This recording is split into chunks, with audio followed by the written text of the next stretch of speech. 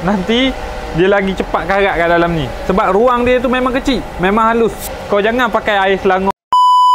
Okey geng, jadi hari ni aku nak tunjuk benda yang lain sikit. Mungkin aku tak silap aku 2 tahun lepas ataupun tahun lepas kita ada shoot satu video, kita potong gearbox cooler kan. So hari ni aku nak buat lagi satu video, isu yang sama juga sebab banyak yang tanya dekat komen kita tentang isu oil cooler ni, berapa kilometer kena tukar. So hari ni aku nak tunjuk kenapa kena tukar dan punca gearbox cooler ni boleh rosak dengan lebih cepat daripada jangka hayat dia yang sebenar. So kalau yang video ni kita potong dulu.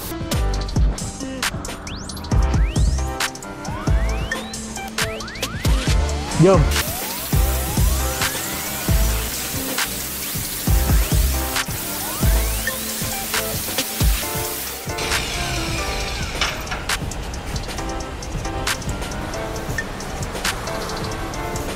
So kau tengok kat tangan aku ni, kau tengok dia potong lama sangat. Sebab benda ni kalau dia panas kau tengok dia jadi macam mana.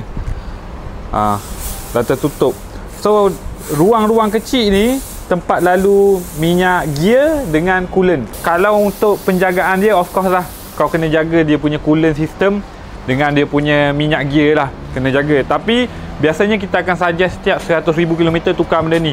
Side effect dia bila kau tak tukar benda ni, bila dia pecah, memang kos kau tukar benda ni tak sampai 1,000.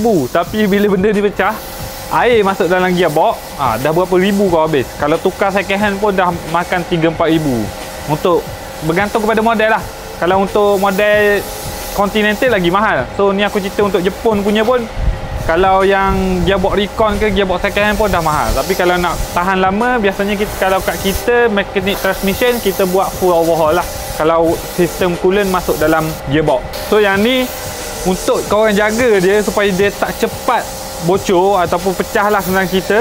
Kau kena jaga dia punya coolant system juga. Coolant mesti pakai. Kau jangan pakai air selangor sebab nanti dia lagi cepat karat kat dalam ni. Sebab ruang dia tu memang kecil, memang halus. So bila kau tak pakai coolant, kau pakai air, lagi-lagi air selangor, memang kejap je lah benda ni reput dan boleh pecah. Menelan kos ribuan ringgit untuk kereta korang. So untuk korang yang belum tukar gearbox cooler, tak kisah korang pakai kereta apa pun yang menggunakan gearbox cooler ni, korang nak buat penukaran ataupun nak bertanya sebarang permasalahan korang, boleh datang ke bengkel kita di Transmatic Automotive Section 15 Shah Alam. Kita buka dari hari Sabtu sampai hari Khamis. Apa-apa nak tanya ataupun nak check quotation ke apa ke, boleh klik link di bio.